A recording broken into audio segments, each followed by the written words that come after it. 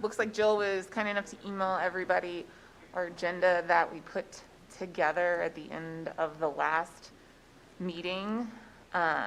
We followed the direction that you provided me, Stephanie, when we talked on the phone about what we should do at our first meeting, including trying to group common things together and then to prioritize and decide what makes sense to discuss at each meeting. And so for our first meeting today, we have one district issue and two issues that NEA-Shawnee Mission has brought forward. Our first issue is one that we have fully IBB before, and that I've done some homework on, and I know at least a couple people have had time to review. So it probably makes sense to discuss if, how we IBB that, if we do some sort of abbreviated fashion or what we feel like we need to do on that. The second one is probably going to be a more lengthy, I would assume, time-wise, discussing COVID-19 related leave. And then if we get to it, our third issue is supplementary salary schedule. So that's what we have on for today. We didn't really, but I thought it might be good to breeze through the survey thing. Oh, yeah, sure. Along with number 3. We worked on is it? Thought exchange? That's the word. Thought exchange survey, and we just thought it'd be good to kind of go through it and get your input, and then I think we can go on from there. Yeah. If everyone's good after we take a look at it, I think it's ready to go. Does anyone feel like we should switch 2 and 3 just so we can check that off, because that should be a fairly concise one, and then leave all the rest of the time for 2? Or because I know 2 is time sensitive, do we feel like we should leave it how it is? I mean, it makes sense to me to hit 2 because it's get it out of the way, and then we can spend the whole rest of the time on, the COVID thing last, and we can spend the whole time on it. Because what Jay is talking about is for the salary schedule subcommittee, but then I think we were wanting to, with supplemental, form a separate subcommittee. Yeah. Okay, I just wanted to clarify. Yeah. So I think it's possible we could do that pretty quickly and then have all of our remaining time to focus on the second issue. So just wanted to throw it out there. Yeah. Yeah, I agree. Okay. Is everyone comfortable? Yep. Yeah, cool.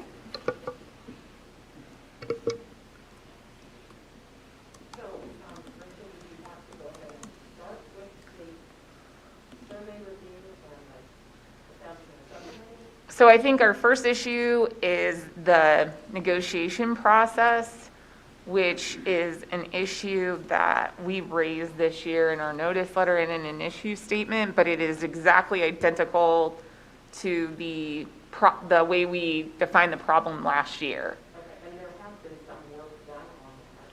Yes. And I don't know if it's actually one you all filed, but it's one that you started to think for that, just to refresh ourselves on that issue statement and see what work's already been done on it. Yeah. Okay, and were you saying go ahead and do that first? Yes, that was first on our agenda.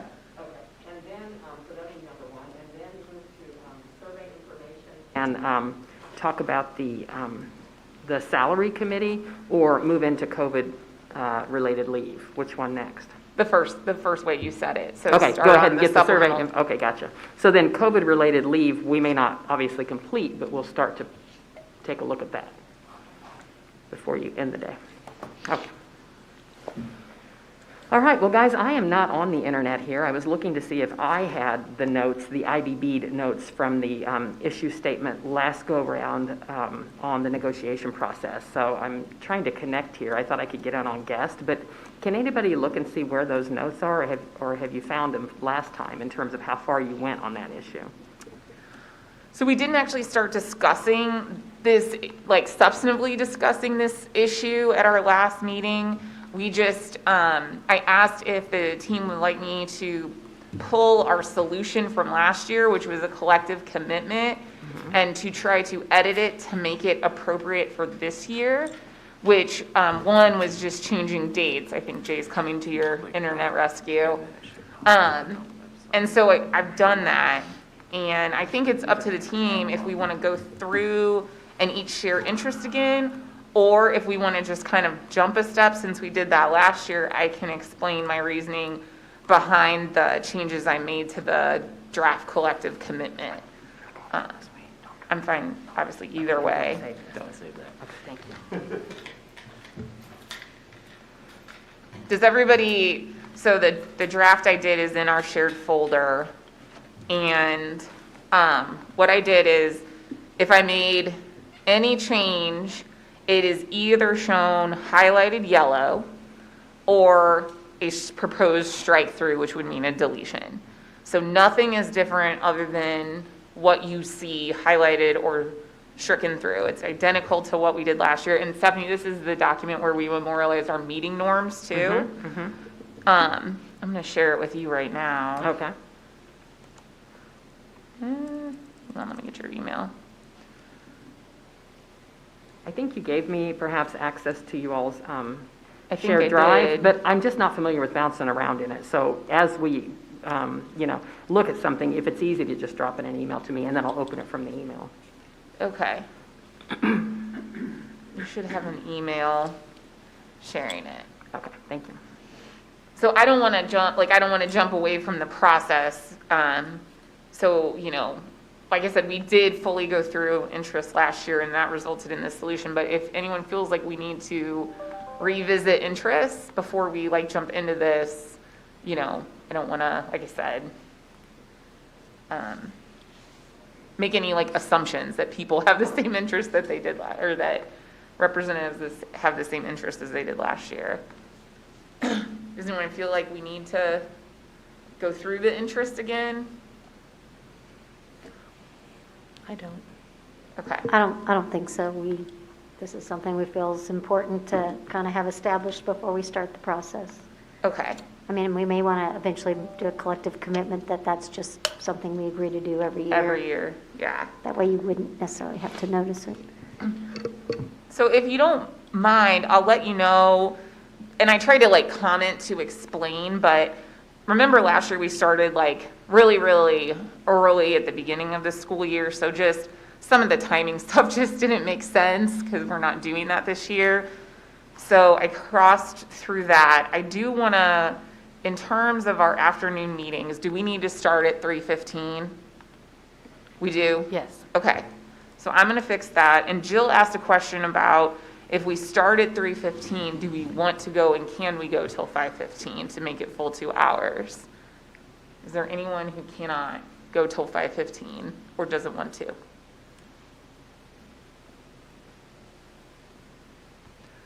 Okay, so we want to go till 5:15 on the days we do afternoons? Okay. So I just changed that.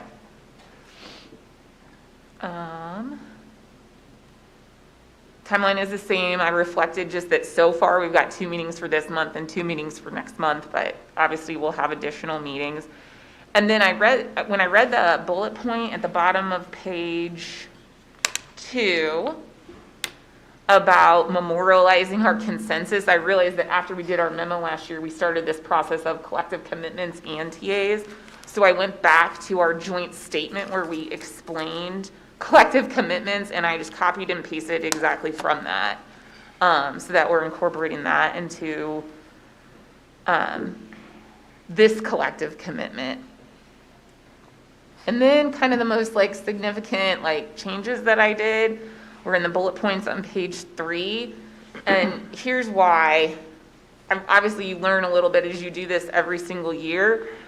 But as I read it, I didn't think that it served us to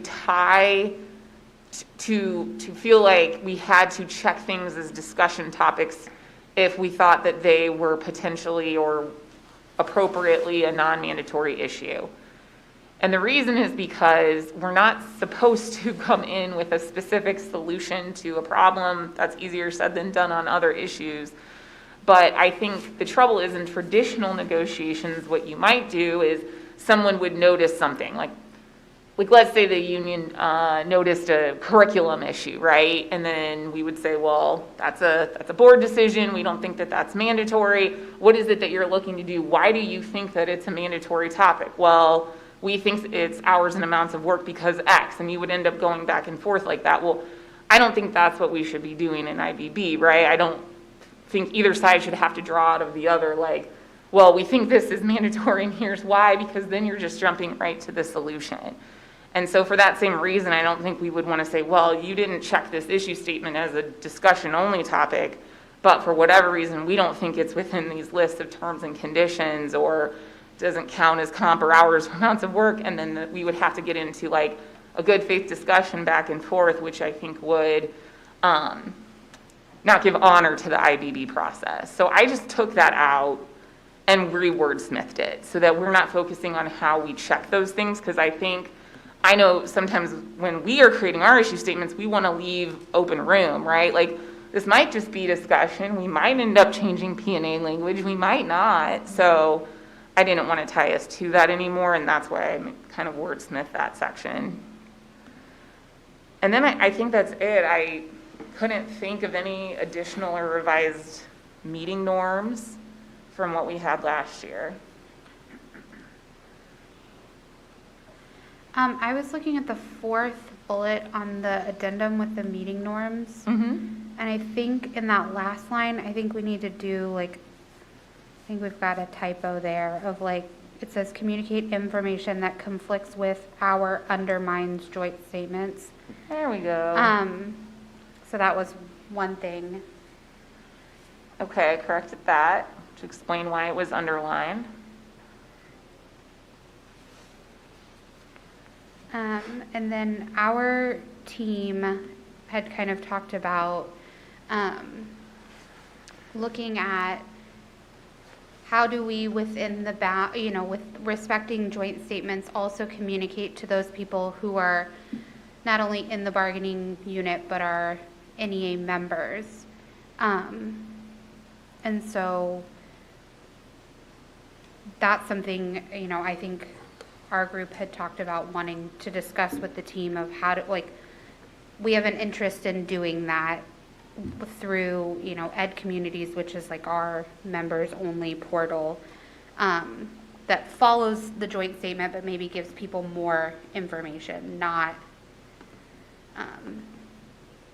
speaking against what the joint statement says. Can you give me like a for example?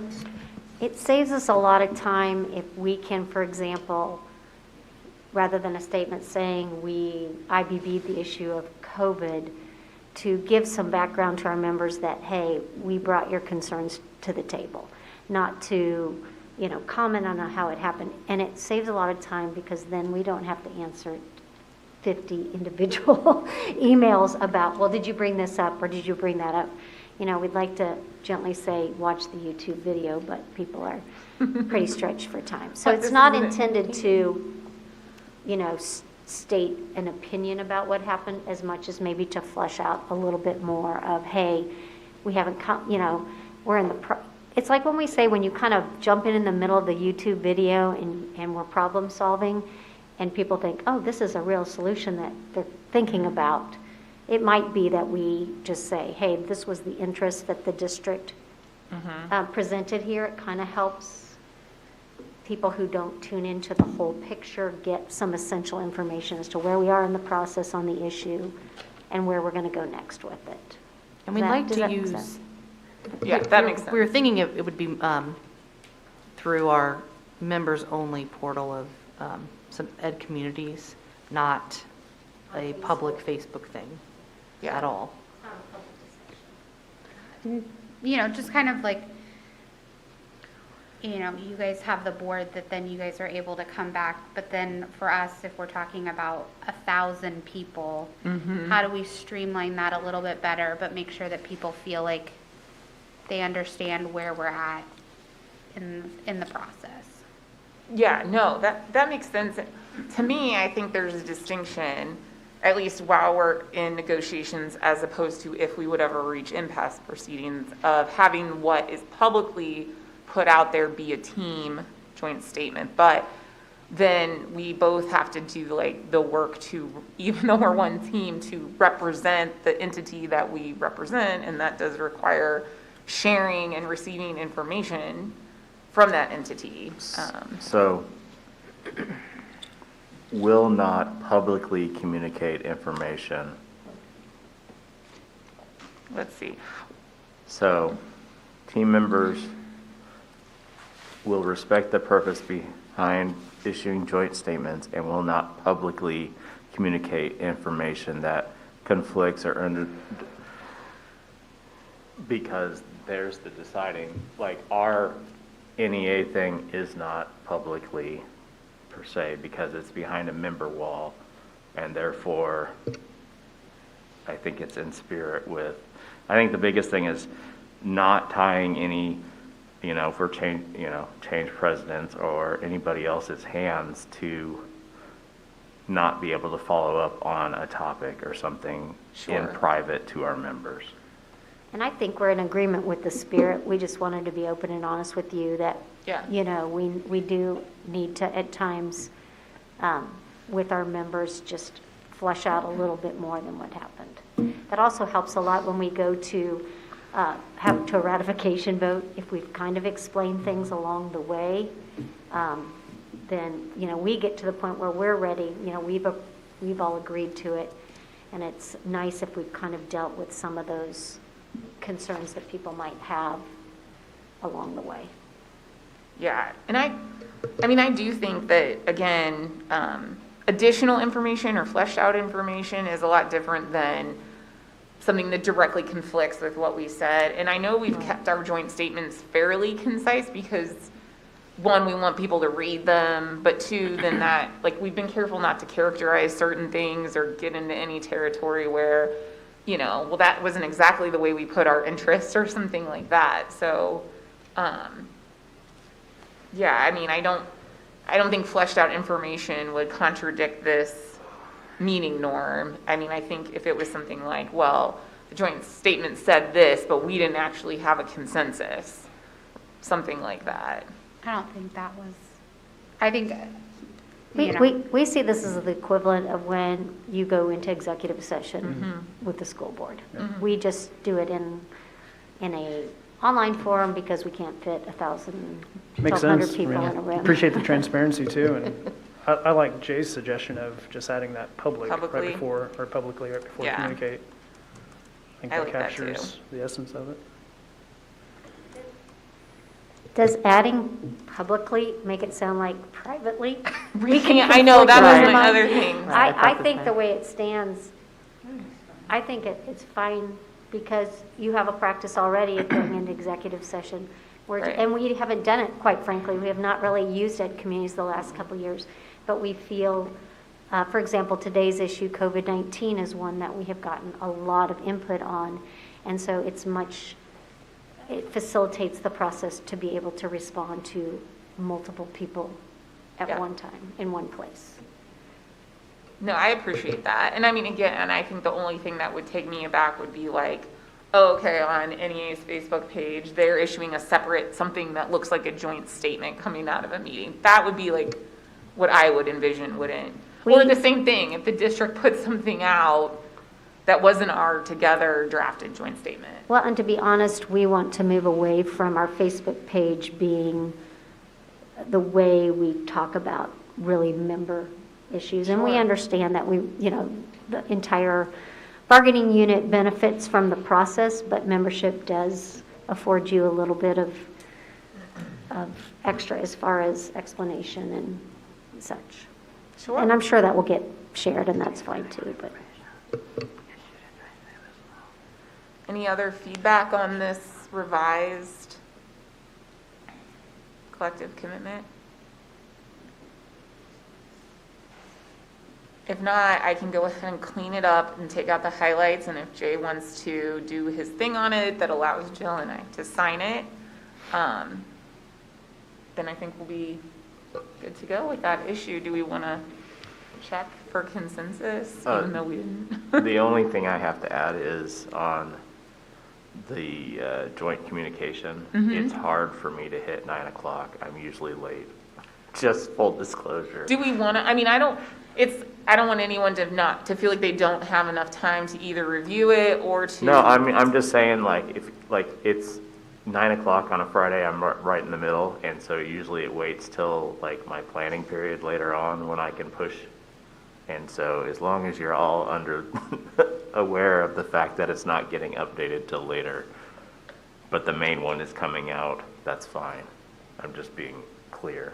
Is everyone okay with still doing it at 9? Yeah, even though- same boat there, but yeah.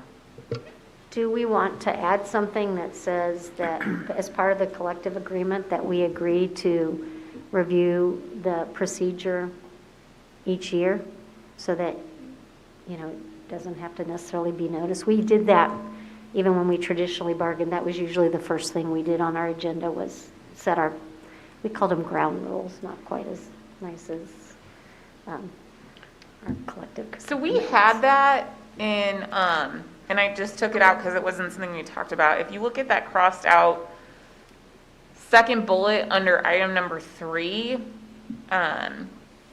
it says, at our January organizational meeting, the team will, and I think that second bullet point captures it. If you want, I could put that back in somewhere, but not tie it to a, because every year it could be a different date and, Well, I think let me see. if you changed it to because we At our typically first- have an organizational meeting where we're going through issues and setting things up, I think as part of that process that we just consider that first formal as an organizational meeting. And members will change on the team, and so I think that gives people that are new to the team the opportunity to go through and understand that, and also maybe they'll shed something new we haven't thought about before. Okay, I'm putting draft text in there if everyone wants to start looking at it.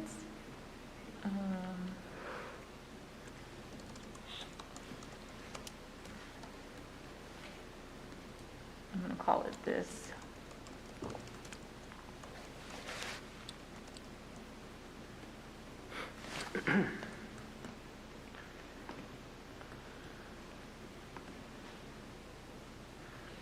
I don't know. We said all team members will sign. I don't know that we need to do that since we have that language about how collective commitments work.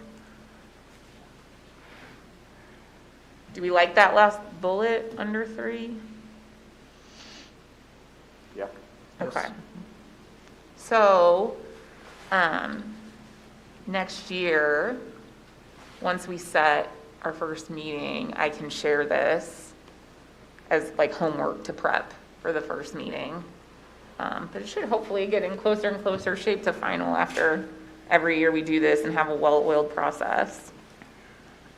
Okay. And maybe even as we continue to have training, which I assume we will every year, because there'll be new people that it's a good thing to do at the training because it Oh, yeah. explains, part of our process. Any other feedback?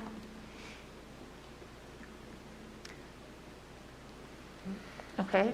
Do we want to check? I think For you all should consensus? just probably do your thumbs, just that is good habit and good practice. Okay, thanks everyone for reading it. And I'll final it. That was quick and easy. So, you all indicated that you had survey information you wanted to share as you move into discussion about subcommittee on salary. Is that where you guys want to go next? Yeah, we can, if that's okay with everyone. Yeah. So I sent you guys an email, and I guess everyone has it, so I don't need to broadcast it. But we've had a committee working for a while, I think all year, talking about salary schedules, looking at salary schedules at other districts, and just kind of having a dialogue about what we saw as a value in our salary schedule and what we would like to potentially change. So I think right before the holiday break, we had this idea that we would potentially survey staff, professional employees, as well as potentially administrators around those questions. What do we value in a salary schedule? What do we want to potentially change? Then we went to the idea of a thought exchange. We use thought exchange a lot in the district, and so that's what you have in front of you right there. So really what we wanted to pull out, and any team members, please chime in, and that would be Jay, John, and Lindsay, who served on that committee with me. We wanted to first give a statement of why we're doing it, right? So that's the first part that you see there. Secondly, we wanted to do what we're calling demographic information. So potentially we could sort, disaggregate by where people are at, if they fall, how old they are, where they fall on the salary schedule, things like that. Then we came up with these prompts of, again, what do you value in a salary schedule? So that's the next piece. And then finally, we get to the actual thought exchange portion of it, where it's an open-ended, and then people can start starring, rating, things like that. So again, we've met with Thought Exchange, we've passed it around ELT, I've shared the information with committee members, and so it's not just us, there's a couple other teachers on that committee as well. Yeah. And so at least at this point, I think the committee felt like it was in a pretty good spot. So we want to kind of gauge what everyone else's thoughts are, and we feel like now is the time to send that out. Miss anything, guys?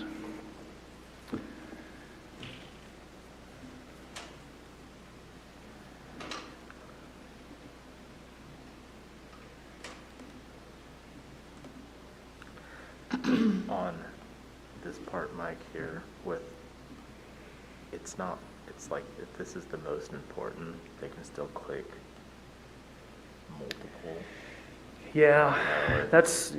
Let's talk about that. So we thought, as David's here, we were talking with the Thought Exchange people, we thought there'd be value in allowing people to click more than one. Okay. But you're right, maybe the question needs to be framed differently. Click all that you think are a priority. Well, I think if it's, We changed it, I can explain how we changed it. Yeah, thank you. So, in order to prioritize it, we split it into 3 questions. Uh-huh. The first being, what is your top priority? Allowing them to choose just one.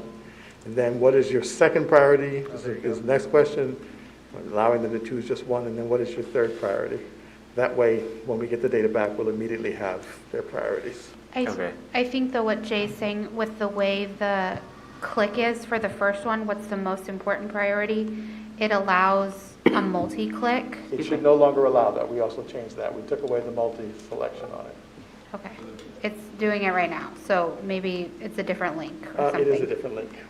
Okay. all right. So what we did was, we did basically a test site to allow you to experiment with it. Then when we go live, it'll be a separate link. And that way it will wipe out all the data from all the times that you experimented with it, and we'll have accurate data. Okay. So it will be a different link. No, that makes sense. I was just, like, that first one, I No, I could know. click multiples, and I was like, that's not right. We saw that. All right. So if you click on it, and then you go down and you go, oh, I get to pick my second priority, can they go back and change it, or once they answer, are they done? They You can go and back. change that one? Okay. For people like me that kind of skim kind of fast. You can go all the way back up.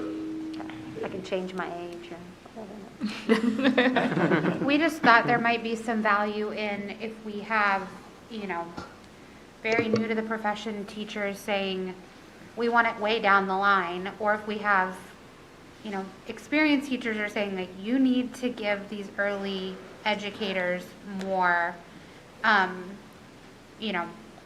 course, everybody's going to vote for what's going to benefit them the most, but if we see that we're seeing some trends in a different way, that might be beneficial. I think there's just a lot more value in the data being able to sort it out by that, too.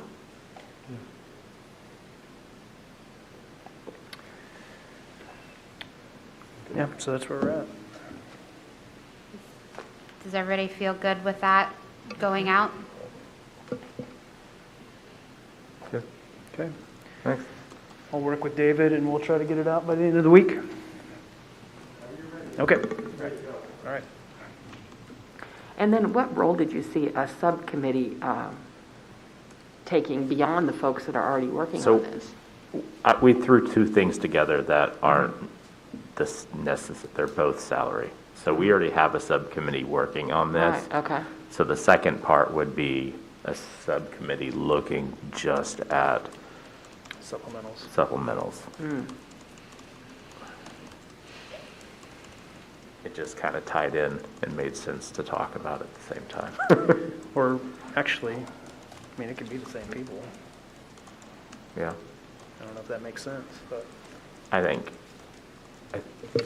I would think the primary group wouldn't be bad to have the same, but I think people that have specific interests or information about the Coaches, supplemental. I think you need some representation from people who, and the feedback we got from a lot of people is really middle school.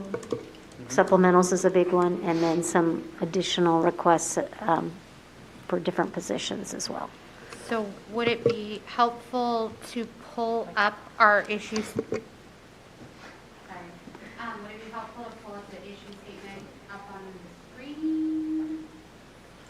I think so. Because, correct me if I'm wrong, we were talking about wanting to at least get through interest with the supplemental salary schedule and then pass it off to someone. Yeah, and I think it's important we do that in this meeting so that everyone has an opportunity to share, so the subcommittee has that information. If you could, thank you.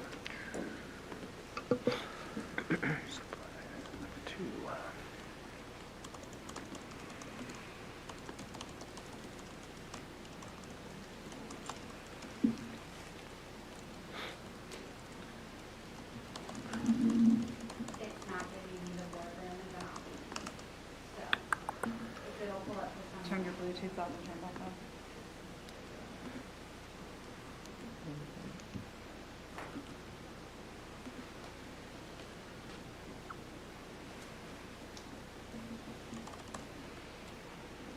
Cool.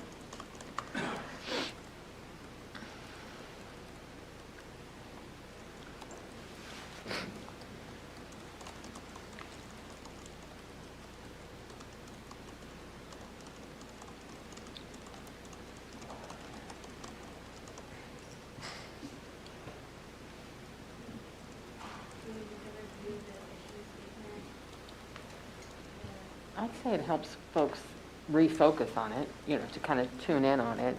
Just a quick review. We said, how do we ensure that our certified staff are adequately and equitably compensated for their supplemental work? We were hoping the word missing, I think, on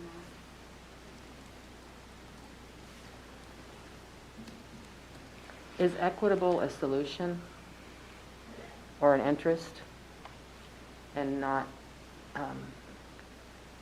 maybe not, does that, when you have an issue statement, is it going to limit your solutions if that is embedded in your issue statement? Not that you won't end up with something equitable, but that's the first thing that stands out to me. Okay, so I think the basis from that was trying to get at the levels of the supplemental salary. We weren't thinking equitable as far as necessarily diversity goes, as much as elementary, middle, and high school. So we could have a different word if you want, but that's what. Just for what we- discussion, would competitive or commensurate, those two words, like competitive against other districts and commensurate with the work? Yeah, I think the commensurate, at least from what we've heard, is the issue more than the, but I'm not coaching anymore, so I don't want to leave out any words that people who are closer to that would know. I like the word commensurate better than equitable, because if you start trying to count hours and commitments and time allotted, et cetera, at all those levels, I think making it equal or finding that equitable piece would be very difficult. Whereas commensurate, I think, is more along the lines of what we're targeting and what our goal is. Commensurate, corresponding in size or degree or in proportion.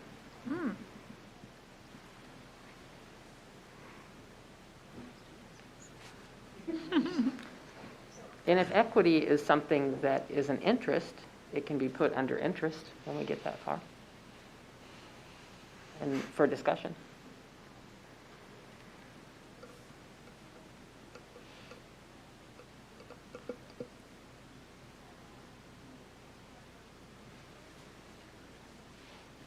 Is everyone okay with that change?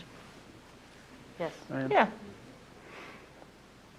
And then, If we go down to issue focus, rather, because I don't want the middle school counseling coordinator to be a solution.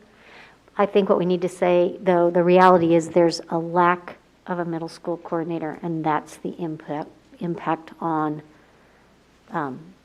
those counselors. And maybe not even coordinator, lack of middle school supplemental Isn't there support. one at the high school level? There's one at the high school. So like lack of the same, like across the secondary level or something like Organizational that? support, I don't So know. maybe we just take out the word coordinator and just put middle school counseling. Would that be okay with everybody? Because that's Lack of kind of, middle school counseling organizational support. there you go, that's perfect. Because they also don't have any clerical support like they do at the high school level. Thanks for reading my mind, Jay. So then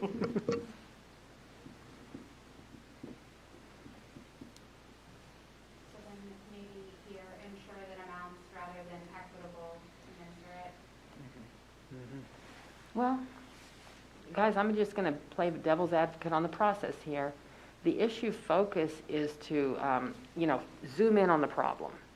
So if I were just to read this, I feel like I'm zooming in on possible solutions. Right? To ensure that something happens doesn't tell me why. What is the problem that you're fixing? And then, payment for covering classes over plan time, that looks like a solution.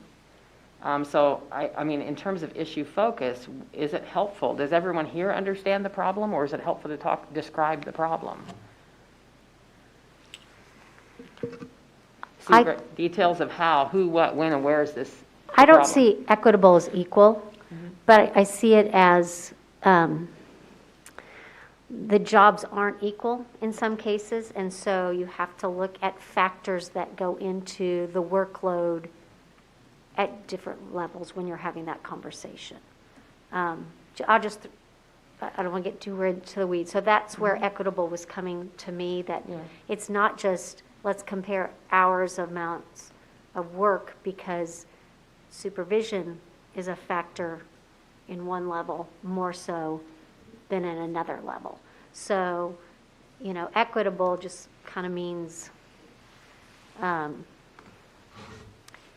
maybe. Stephanie, would this be where we're actually, just explain where we came up with this? Yeah, what's the problem? The focus area is just, what's the problem? Yeah.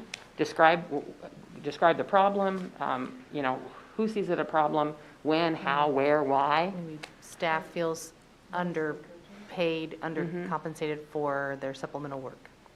Right, so that's right, Yeah, that's more of a way yeah. to describe the problem, or.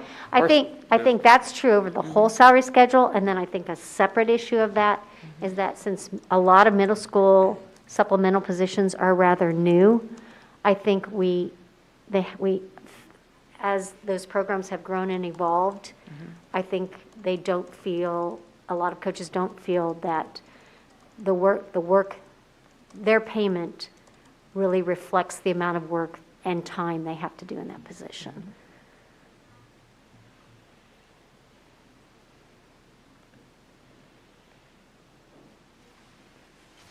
And then I think some of the things you're looking at for solutions are further down, but right now, just describing the problem, staff feel undervalued in supplemental schedule. Coaching stipends don't necessarily reflect the amount of time, effort, or commitment, right? Yeah, time and even just supervision And then when involved. you say lack of middle school counseling, is it because of Yes. the lack of a appropriate or commensurate salary schedule, supplemental schedule? Yeah, it's, yes, yes. It doesn't exist. It doesn't exist. It doesn't exist. The high schools within the counseling department, there is one person designated as the coordinator for all of those counselors in that building. The middle school doesn't have someone who does that. And we don't know what that would look like, because it's not as big. Then it's not, we're not proposing that be it in every school, because you don't have the same staff. We don't know what that would look like, but they need organizational support. So that helps focus the issue a little bit, right? That, undervalued, there's not a good system here, things are changing, we need people to do this, that's sort of the problem. Then it helps us move on to interest. So if you don't fix this problem, why would it be a problem? In other words, what all is going to be impacted if you don't fix this problem? Those are your interests, right? So if you wanted to jump down there, like, so staff feels undervalued, like, suck it up a little bit, right? No. So then, why is it important to address that? Lack of sponsors to meet students' needs. Yeah, Loss of coaches. yeah.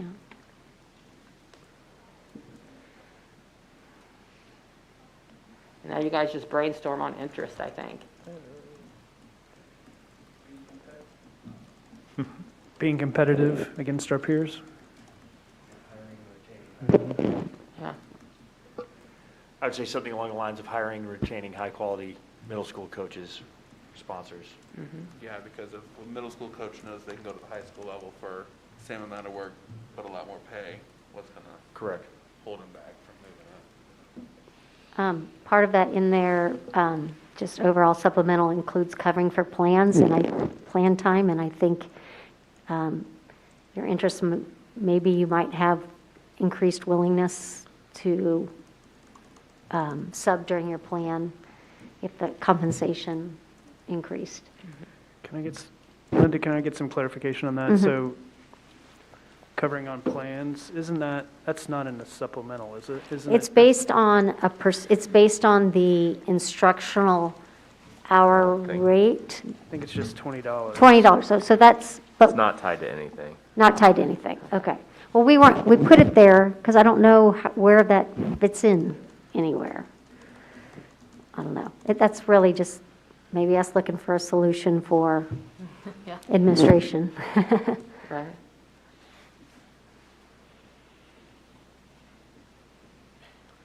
And I don't know, I'm not, am I on?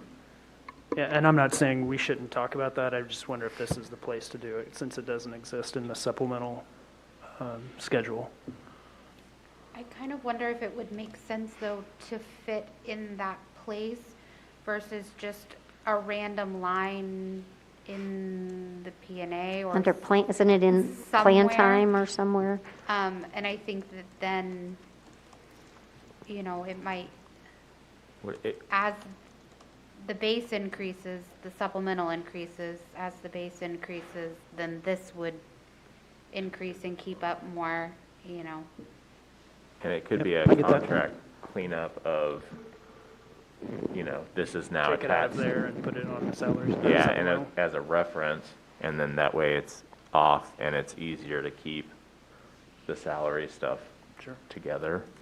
There's also the fact that and I don't know how long or what we're going to do as far as block goes, but being on a 4x1 block, we have periods now that are 95 minutes. And so a planned period, are you paying someone $20 for the planned period? Are Well- you paying them for half the planned period? Practices, it's generally half, but I don't think that's expressed anywhere. Lindsay, I think it's It's, okay. it's To expressed just in drop there down as and start listing some hour. possible solutions. No, it's an hour. Under, below Yeah. interest, and if we It's- come up with more and interest, we that's can one just of the bounce things that I back and brought add them up, in, but maybe just start a is solution that list since it's popping up. As it's a block period, I know it there's needs just to be possibilities split and- between, and I do think, some clarification And we in won't that have to even isn't flip chart. necessarily a most of bad them. idea. So it feels like people are starting to already sort of, bubble up a little bit with some ideas, made indirect or direct solutions to the problem, or things that are related or tied in. So Lindsay's just going to go ahead and drop possible solutions that bubble up out. And remember, you're brainstorming. Don't limit what you raise and don't judge it. We can sort of pick it apart and peel it back when we get down to zoning in on solutions. But if some things are coming up, she'll go ahead and capture them now. And then also earlier, it said something under the focus, look at, what did it say? Look at, review this review supplement salary schedule. Did you all already do that? That's what we want the subcommittee to really go Okay. through and look at that with the expertise of people that do the work.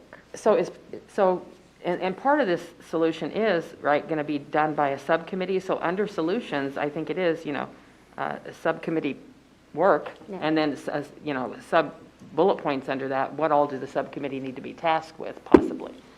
And you don't have to follow this linearly, right? If you come up with other ideas and other things are coming up, just throw them out there. You all talked about to be competitive with your peers. Did you mean with your peer school districts? Yeah. Do you have information on those peer school districts? And get it easily. I don't know if the committee would want that. Pretty readily available. Right. Yeah.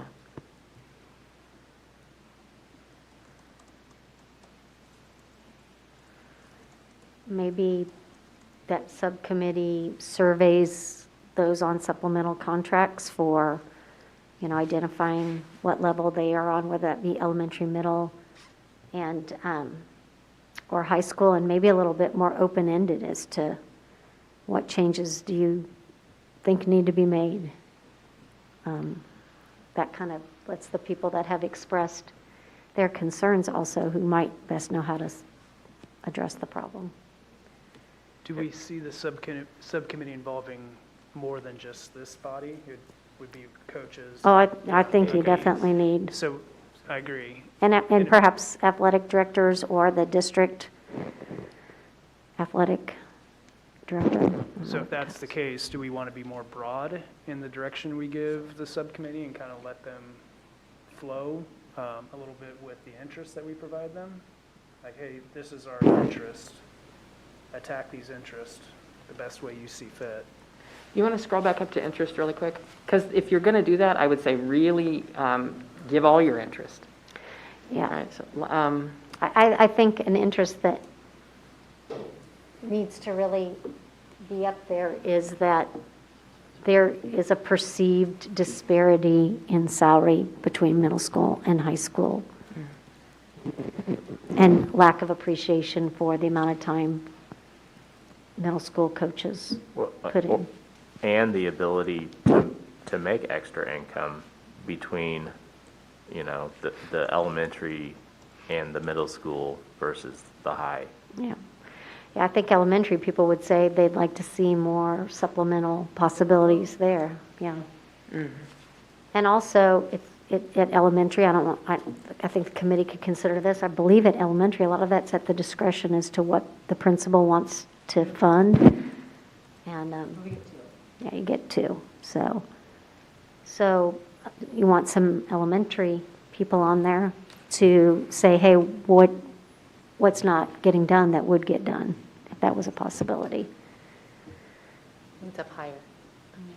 and Lindsay, under an interest, more supplemental opportunities at elementary level may be seen as a mandate or an instruction to this committee. Is the question, is there a need for more supplemental opportunities? Or are you stating that you know there is a need? I think that there is staff interest in having more supplemental opportunities At the elementary level? at the elementary. It certainly impacts programming different elementary schools are able to offer, because if your building can fund from a community fund some different programs or provide compensation that way, you might be able to offer, more additional clubs, such as like Lego clubs or things like that, where elementaries only get 2 and are able to fund a third one from their budget. So when you look at like mathletics or, those things, safety patrols, student council. So I would say there's an interest in programming at the elementary level. Is elementary choir part of that too? No, that's a I thought different they were one. separate. It's a different, that's, yeah, there's choir and then. So is it supplemental opportunities at elementary level can enrich program at, We can enhance what's available outside the school day to students. yeah, enrich or enhance outside school days, yeah. I'm just going to kind of make sure that kind of the interests don't look like they're must-haves in the solution, exactly as you word them. So just trying to keep it a little more open to what the committee does with that piece of interest. I don't know if it'd be like an interest or a question coming from someone who's not familiar with the supplementary pay scale very much, but just like, you talk about the middle school counseling lack, are there other areas that are missing supplementary? Like that, I don't know, if you would compare to other districts, or if you spoke to people, if there's positions that are being filled that really would, and I don't know the answer to that. Well, and I think on the flip side of that, are there things that we have on the supplemental schedule that like we don't use, we haven't used? There are, yeah. And so just. It is a in- huge schedule. And in general. It needs another cleanup. look. I mean, this is going to be valid work because it needs a once-over. And I think at the, like, I mean, as much as this is like people wanting to be compensated, I think at the end of the day, we want all of these offerings for our kids. Like, this is what gets a lot of kids bought into school. This is why they get up and come to school every day. And so how do we provide those opportunities for them? Wow, that is a really important interest. I think lack of sponsors that meet student needs, but I think you said it in a very real way just now. Well, and I think what Abby said is really important. We have schools that can afford through community-funded things. They have parent booster clubs and such that are not possible in some of our more lower income areas. And so that's, to me, an equitable consideration. Is, in the interests, I don't see, unless I'm missing it, something that, for counselors. I know we had it up in the issue focus. Lindsay, while you're looking real quick, I want to capture the last two things you all said under interest. I think they're important. Okay. Where you've got lack of sponsors to meet student needs. Lindsay, you said a phrase like, some students come to school for this, right? I mean, this is really about students. And then you just said, Linda, that, a child should not have access because of which school they're in. So whether that's equity or not, just there's an interest in ensuring, open access regardless of location That's great. is an Yeah. interest. Or SES.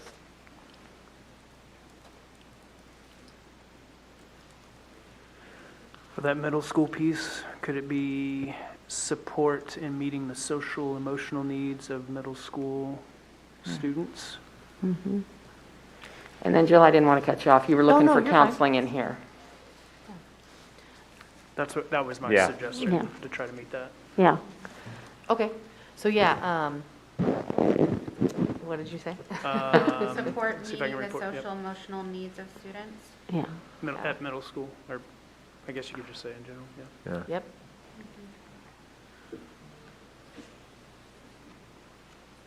Would it be social, emotional, and academic? Yeah. Because they also help.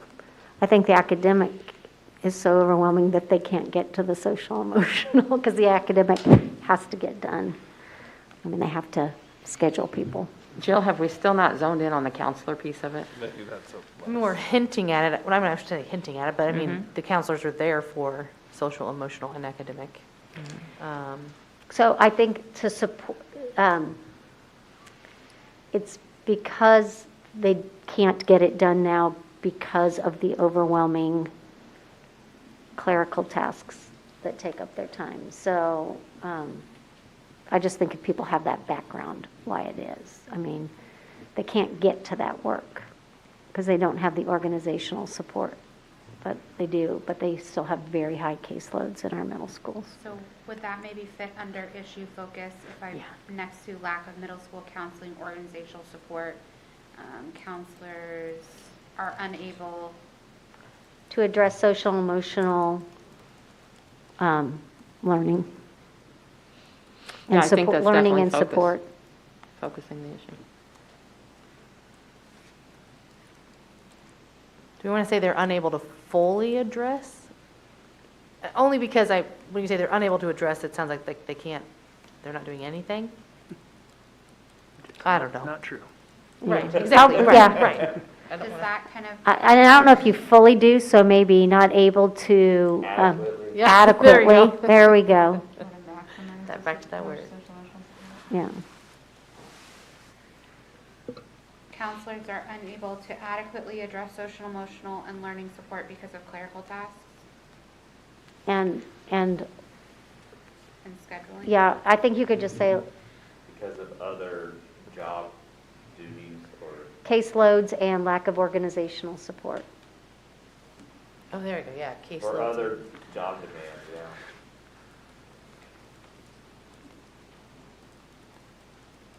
So I don't want to jump to solutions here, but just for my understanding and maybe some transparency here, it looks like we're working pretty hard to wordsmith this sentence. Yeah. Are we looking at adding a clerical position? Are we looking at adding a supplemental stipend for the lead counselor? Are we looking at both? What are we, let's cut to the I chase. What are think, we looking at? ideally, we don't really bargain for classified staff, but I think your middle school folks would say they don't have a registrar, they don't have even a secretarial support for them, so that's something for y'all I just would to bump keep down in and mind catch when you those under can hire possible more solutions. I mean, these are classified slim, staff. I just But want to know what we're talking about the real here. issue is they have so many academic needs. No doubt. They can't get to the SEL, and then because there's that clerical aspect behind it, like somebody has to, Do the data entry. yes. do And the we enrollments, actually, when we yes. get closer to this, the committee, I have middle school counselors that are willing to frame that for you better than me. Hopefully Yeah, that's I not- just didn't, it seems like we're dancing around the issue and. Well, no, I Well, mean, that's no, the- I don't think that there's any hidden agendas that haven't No. come forward, but I think that you just said something that may be an idea. So Lindsay went ahead and captured those as, possible pieces of a solution. Maybe the committee wouldn't go with that. Maybe this group wouldn't think it makes sense when it comes to looking at the finances around it, but I think that it's okay to capture those under possible pieces of a solution. Yeah. So you've got clerical staff for MS counselors and then MS counselor coordinator stipend, possibility, right? Just ideas. Remember, under solutions, the more you have on the wall, the more you all and the committee will have to think about. And actually, right now, there is somebody who was doing that work, Chris Oliver from Indian Hills, and she's paid like on a timesheet. Yeah. So I think what's happening is, there's been a need for this, we're patchworking it, but to get that to become a reality, it needs to be somewhere in our P&A. Lindsay, under form subcommittee, gather info from surrounding districts, review current schedule was further up under focus. You may want to put it under subcommittee. This be maybe, like Abby said, are there additional opportunities or opportunities that that could be removed? That aren't being utilized or are not necessary. Well, it's Or maybe not necessary, but don't best serve the district or aren't the best use of supplemental funds. Or are not fashionable now, that's not the right word, but I mean, it's just, It's no longer Old appropriate. school. yeah, no longer relevant, that's what I'm trying to say, yeah. So that you have some resources to shift, is that what you guys are kind of looking for on that, or? Probably Or that, just, if we don't use them, just take them off. Like, they don't need to sit and take up space. I remember when I was editing it, like, it took edit the margins, make it smaller to fit it on one page. So we're approaching 2-page territory, which is fine if that's what we need, but. I know that, Mike, you started saying something about what would this subcommittee look like. If we can jump back to that where it says form subcommittee, do you all want to capture what you said you thought the subcommittee needed to look like, or at least who it needs to have input from? I think you need to look at not only athletics, but this schedule also addresses co-curricular. So I think you need representation from athletics and co-curricular and elementary, middle, and high school. I was thinking from a district standpoint, Dr. McKinney, who oversees the counselors, and he's a former high school principal in the district. And then with the co-curriculars and extracurriculars, Kent Glazer would be a good district representative. He's our district athletic director. Glazer, Glaser? Yes. Yes. And I can give you some names if you need them of middle school people who have been especially vocal with me, who would be willing to serve on the committee as well.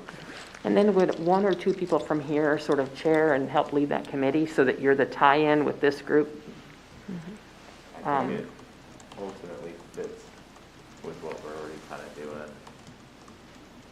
with the other stuff too. Do you just want to add them to our existing group, or did we want a separate group? I mean, part of me feels like trying to keep it separate just to not make it so. That's what I was thinking too. Yeah. And maybe some different voices, both Yeah. administrative and certified voices. I'd be glad to serve on the committee, but I would love for someone else to take the lead too, just so there's other opportunities for people on this team. Linda, you to have do a that. real handle on this. I'm in an interesting position because I am changing positions in a month. So I'm going to become a director for KNEA. So, Oh, okay. so I guess if I weren't doing 3 jobs right now, that would seem a little bit better, but I don't know how you all feel about that. But I also, in that capacity, work with 2 other locals. So I don't know Yeah, I mean, if Jill would be willing to maybe step up on that, or you and I work together on that, because Jill's transitioning as well.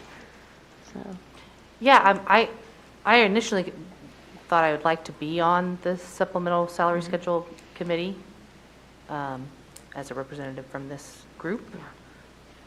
Especially if you guys want to keep it separate from the salary subcommittee. I'm not on that one. yeah, I mean, I'm happy to serve on it. I just Right. don't know if I should be the leader at this point, the other point person. Jay is doing robotics. Do you feel Oh. like that, like, don't you still do robotics? I know, like, I don't do anything on the supplemental schedule, so I don't feel like I have any value to add to that. Like, if we're looking at us from the salary schedule committee, I want to volunteer you, but. Or John, as a middle school coach and a former elementary teacher, I think he's probably more ideal than having 2 high school That's true. perspectives. Yep. Well, and I was gonna say, I think I take more of a lead role on the other part, and so it'd be good to have somebody else.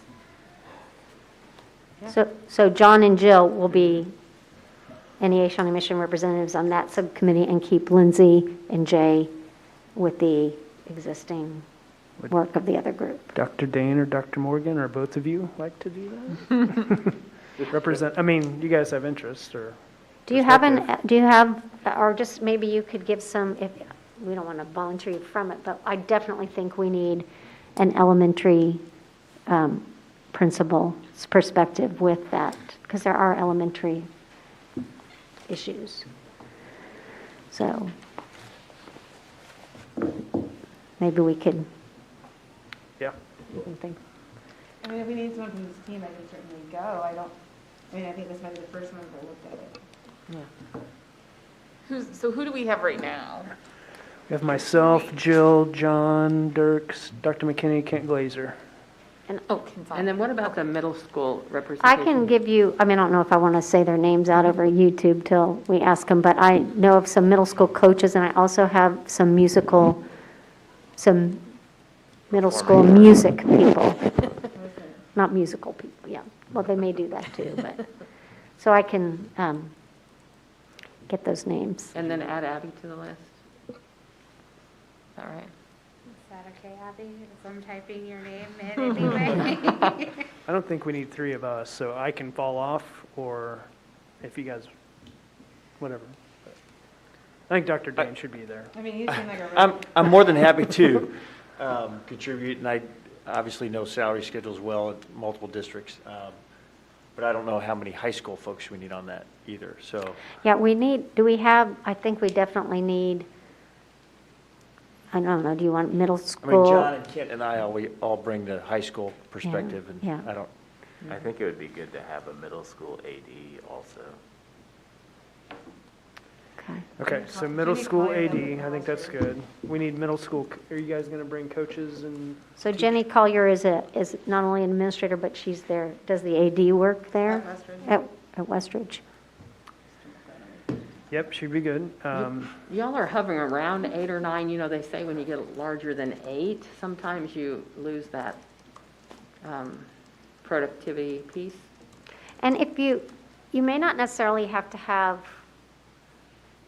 a bunch of coaches on the actual committee, but you could ask them to come and speak. You know what I mean? And same thing might be true for, maybe they come in, you might, part of the subcommittee work, I'm just brainstorming, might be to ask, we can ask different groups to say, hey, collectively come and speak on behalf of middle school coaches, elementary supplementals. I don't know, I think maybe an organizational meeting of this subcommittee to kind of figure out how you do that, but there's a lot of people that can give the perspective of what it is and don't necessarily have to, yeah. I think that's a wise move.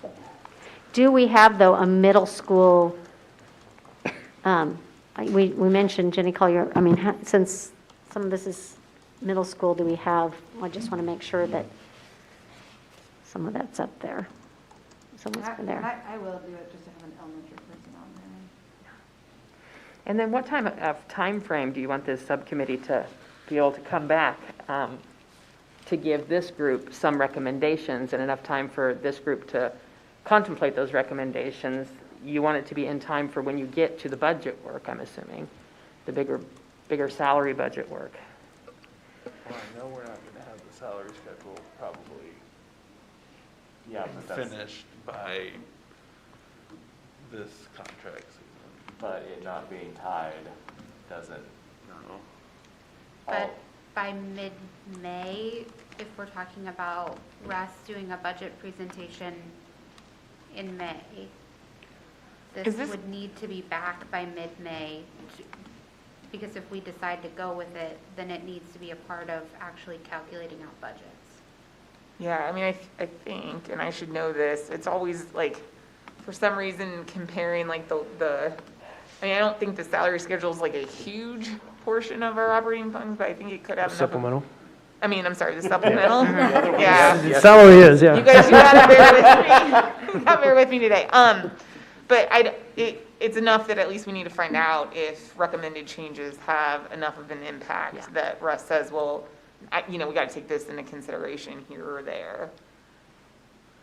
So the committee should It just depends on the scope of changes. It's entirely possible they're somehow neutral, right, or close to. I doubt it, but. Or you may get recommendations and give some feedback and send that committee back to do more. Right. So you probably want to see something from them, maybe by end of April. April, yeah.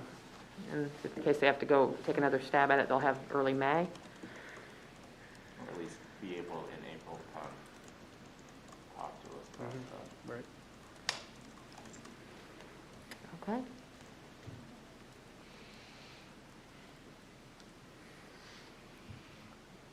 Do we want to establish a chair of the committee? Not me. Someone to set dates and notify everyone, at least. Jill and John, you want to rock, paper, scissors? Yeah. I can be the chair. Awesome. Yeah. Thank you, Jill. Yeah. I'll be there to support you. Good work, you guys. So on the last thing on your agenda, I think you all have a better sense of, are we just going to be able to, talk about the issues briefly, or how far do you want to dig into the COVID-19 related leave issue? I think we need to start it and get as much done as we can. And it came in as an issue statement? Okay. So are we all good with kind of transitioning from this last topic of supplemental to go ahead and move into looking at the issue statement for that, for the COVID-19 leave? Yeah. Yeah. Lindsay, you're doing a great job on that computer. Thanks. No rush. We'll just wait till you pull that one up. I like this. I don't have to stand up and flip chart. See, the virtual world did create some good things. Wait, were you sharing? I was sharing, but John now, was now sharing. Oh, my it was computer John. has decided to stop working. Oh, okay, So that's fine. Okay. it's a daily occurrence. No, I only have the board conference room on my AirPlay. So. And are we okay going till 5:15 tonight, or was that just for the future? I'm okay, but if we're okay going to 5:15, we have about 45 minutes. If people need just a 2-minute restroom, grab water, anything, while we're pulling this one up, or you keep pushing I'm ready. through? Okay. Now it won't close. Hold down the power button.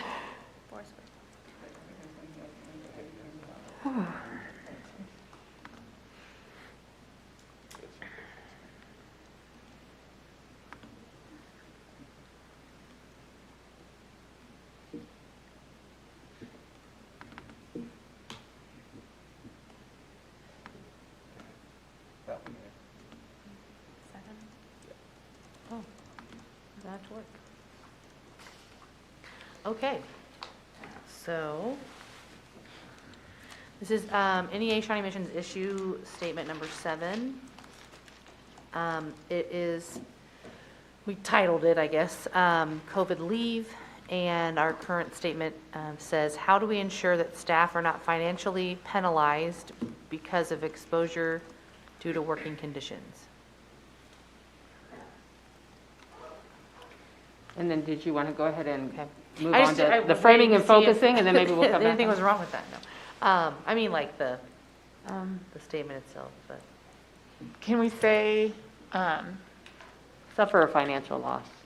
Suffer financial. I don't know. Not suffer I thought financial penalize seemed like, loss. it seems like an active word that someone's doing to someone. I don't know if that's where you're zoning in on, but I was going to kind of see how you focused it and then reassess it. But is that where you were going, Rachel? I didn't. no, I mean, I think where I was going is just that it's, I mean, no one ever knows where they were exposed to COVID. And so I think the issue is we're in a pandemic and people are sick and people need to quarantine and take leave. And so I think it would be, I would propose that we more broadly state it as because of Exposure. being ill or having a quarantine related to COVID-19 or something like that. Okay.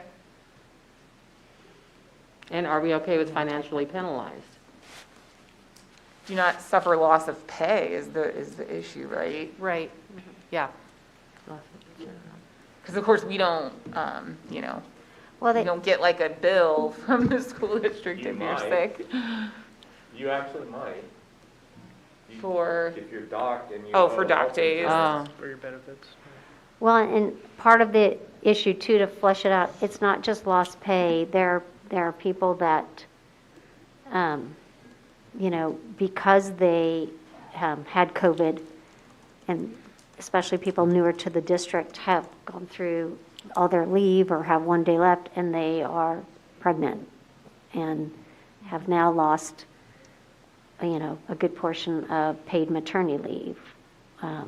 So it's the loss of pay and also the starting in the hole, you know, out of days for future things that will have financial impact on them. So it's sort of reducing the financial impact. Right? I mean, financial impact could be a lot of things. Yeah. Jill, if you want to go ahead and frame and focus with more detail, maybe you all will come back and want to revisit the way the issue statement is. Yeah, in the issue focus. So yeah, we have staff that are exhausting their sick leave because of, you know, it's a requirement now to quarantine when you're exposed or if you've tested positive. As in the past, if you were sick, you could say, well, I feel well enough, I can come to school. But now, if you test positive and you don't have symptoms, you're required, you know, to quarantine, which is, not I'm saying that's a bad thing. I'm just saying that's what's happening and they're running out of their I don't think sick we have any leave. quarantine think- requirements yeah. right now. If you're positive. We Yes. did. That's what I meant, if you're positive, yeah. Okay. I think what she's saying is the difference with COVID is before, you know, you, unfortunately, I think all of America did this, we would suck it up and go to I work see. if you have a cold. With COVID, you know, if you wake up with cold-like symptoms, if you are caring about your fellow man, you're staying home until you find out whether or not. Right. you have to or not. Well, and it's a little different because we did have exposure type things where you did have to quarantine, and that has affected, we may not now, but it still affected leave.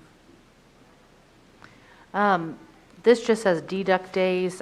What that means is, you can get deducted pay when you run out of your sick days.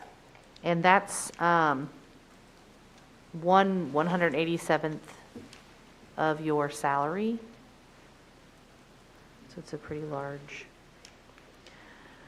chunk. And this is kind of what Linda was getting was talking about, was that you wouldn't have as many leave days left for illnesses post-COVID, or the long-term impact on the ability to take parental leave, paid parental leave, sorry, because you can take parental leave.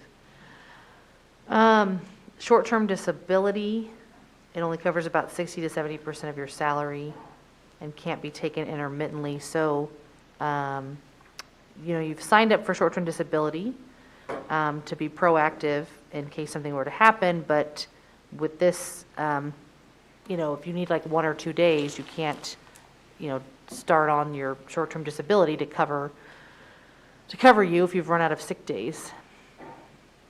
And then because of that, also, you can't access the sick leave bank. So we have a sick leave bank that our Board of Education can approve. You can request days from it and they can approve them. But if you have short-term disability, you can't request days from the Board of Education sick leave bank. So that's kind of the big focus is making sure that teachers don't get docked pay for having to quarantine for extended number of days because of COVID-19. Well, and the other issue of contractually of, if you say I was going to retire at the end of this year, and I had banked 150 days, and I got sick and had to use 10 days this year. I mean, per our agreement, I'm unable to sell back my days. And we just talked about that with Mike, and I think actually, Mike, you want to share? Yeah, I agree, that language doesn't sound very clear, but the practice is, that's not how it works. Okay. And so when you resign or retire, whatever days you have, you get paid for those. So I think it would be a good spot for us to look at later and maybe wordsmith it. Sure, yeah. Because I agree, if you try to dig super deep into it and interpret that, it does. Well, yeah, when I lawyer-use it with Right. whatever I have, that's what I read it as. Yeah. But if past practice is there, then it's something that we You get should paid, leave you to get know. paid for those days. Okay, good. What questions are coming up for people, or does anyone have any other examples or experience that can shed light here on framing and focusing the issue? There are at least 3 other districts that I know of that have agreed to help, to giving some days back. I don't know how that fits. I know we talked about, with the supplemental schedule, making it competitive. That kind of ties in here. There's other districts that have agreed upon a set number of days that they would be allowed to use or get reimbursed for because of COVID leave, as long as they were vaccinated. I would say let's flag that as a possible solution if it's okay. I mean, we don't limit solutions, but I do want to come back to interest, but I don't want to lose that, Jill. And then also under framing and focusing, maybe just make a bullet point that there is a required quarantine, right? I don't think that was, There isn't, no. or there's not? No. Unless you're positive. Unless you're positive. Right. Yeah. Okay. And in the fall, that was 10 days. So somebody, depending on how that might have fallen, and what's happened to several people is they got exposed, came through the quarantine, they were fine, and then in a short period later, their child got sick. Or they, another exposure. Right. And so when it was 10 days, it didn't take long for some people to go through a lot of leave days. Yeah, sure. I think that's an important point because sick time is also used to care for family members in this district. Is there nothing, there's nothing coming from the feds anymore, is there? No. Okay, I didn't think so. And it was, even when there was, it was unfunded. Okay. Can I ask Jill a couple questions on the short-term disability? How many days does someone have to be out in order to trigger or to use their short-term disability? 5. I don't have it here. And then it goes back and pays starting what day? Starts back from the initial absence. Thank you. Oh, okay. So if they're out on the 6th day, they can go back and claim it on short-term disability to recoup 5 days of pay? Yes, that's 60. But the problem is that people have already had the COVID and the quarantining, and so what's happening is they've run out of days for when they get the stomach flu, and they, should not be coming to school with the stomach flu, but they have no days, or their child is homesick. So the running out of days is an issue, but also not having pay on the days you are running out of is Right. an issue. So if I can just clarify what the district has done to this point, we've had ongoing conversations with the association on this. We do have the sick leave bank, which the board has, and so we've made a commitment to accessing that sick leave bank for those staff members who meet that criteria of the language. And so they have to have exhausted their current leave, all available leave, and they can't have access to short-term disability, and that's really the hang-up. The way that I see it, we're able to meet the needs of all of our professional staff if they don't have short-term disability, which is not great for me to say, but that's how the language reads. So if a staff member runs out of leave right now and they need leave, we'll take a request to the board. The board has granted additional days, and so we've been able to keep them whole. What's the balance of that leave? We've only used 25, and is it 200 or two? Yeah, so we've only used 25 at this point. So Is that board funded bank, is it only for leave related to COVID, or is it leave related to anything if you're out? yeah, I mean, Because of COVID. COVID was never in mind when it was written. Okay. We're just using it in this instance. So it could, in the past, it's been for a number of reasons. Long-term illness. Say it again? I said it's the board-sponsored leave pool.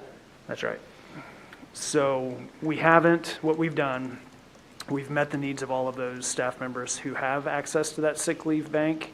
For those who don't, because they have short-term disability, we've told them we're going to hold you harmless until this committee finds a resolution or not. So we haven't started docking anyone at this point. Okay. We did, it feels like interest on this issue is a no-brainer, but I think we should jump back and just capture the interest that we all, know exist, I think, in the district around this. And then maybe we can move on to brainstorming additional solutions besides what's already been put up there. And Mike, thank you for explaining that. Yep. Yeah, thank you.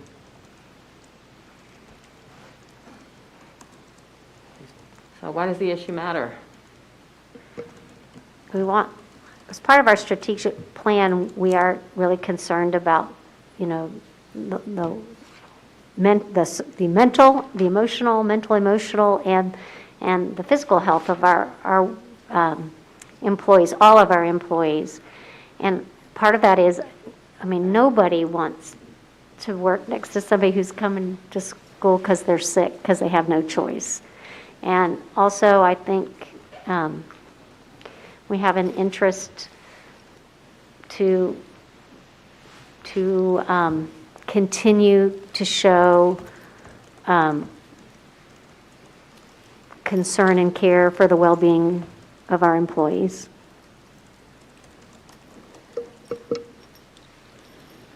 I'm going to do this. Why? Why? Because we want to be able to continue to hire and retain the best possible employees. And I think a high consideration for that for people is if they don't feel valued, they will leave. And that's compensation is always part of that, but also that is just, health and well-being, not only of me, but of my family and of the children the students that I serve and work with every day. Other interest? I can share one. This is a personal one for me. I'm one of those people that's basically out of their days because I was sick. And I had previously done short-term disability with the idea of like, if something happens, I'm covered. And so now that's a huge stressor of like, you know, thankfully I have some days banked and that will be what it will be. But the thought of like, oh gosh, I'm going to come to work every day and feel in the hole because what my paycheck represents in a month is not, you know, that 1/12 of my, or is 1/12 of my salary versus the 1/10 of what I'm working. And so I think that that has created within staff a lot of stress and anxiety of like, oh gosh, what if like anything happens? You know, I think that that's where a lot of people's interest in this is.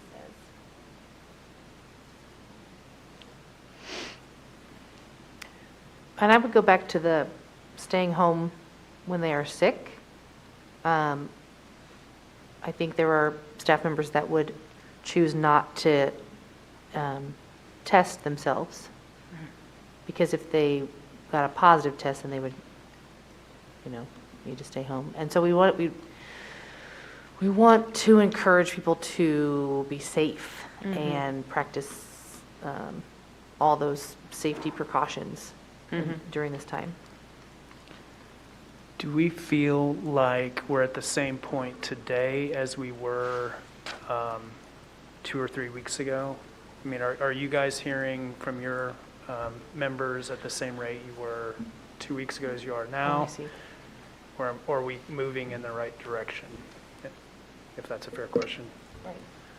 I think we're feeling better as far as future COVID issues. I think there are a lot of people, and once again, I go back to a lot of newer hires and people who are in that time of your life when you are having children and you have young children, that they're like, as what Lindsay just expressed. You know, maybe they've had COVID, they've come through, they're vaccinated, they're boosted, they feel okay, but they're wondering, you know, I want to start my family, and I burned through 4 weeks of leave this year, so does that mean I have to put that off?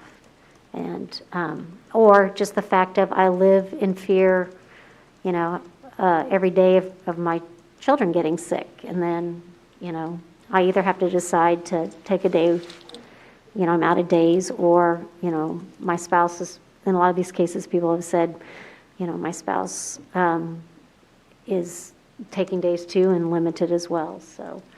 I think the day-to-day is less, but I think the damage has been done.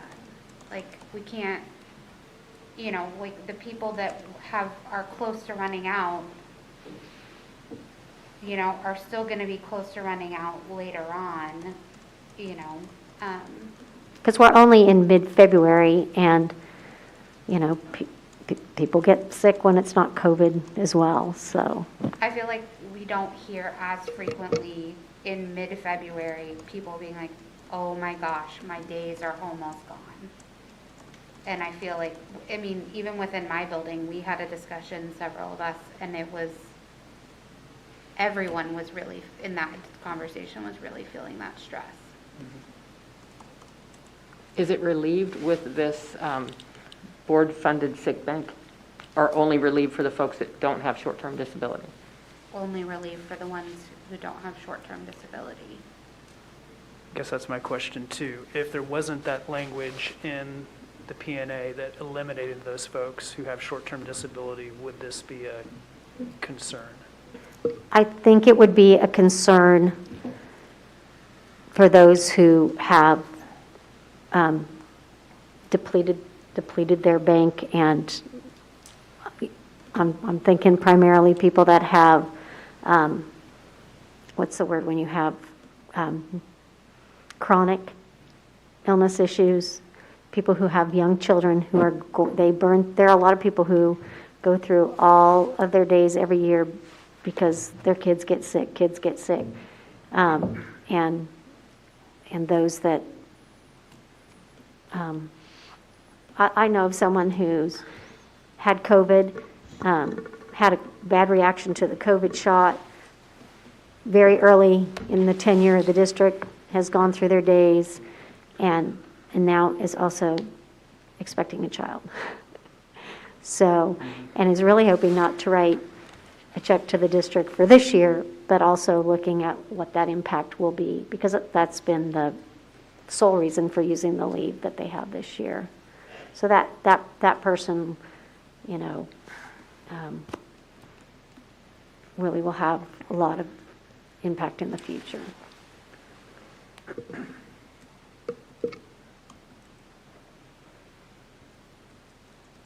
It's a safety net, and it just provides a less, no, not having a stressor, you know, without, you know, when you're out or you're close, we're all still in that what's next, and having apprehension or just anxiety about,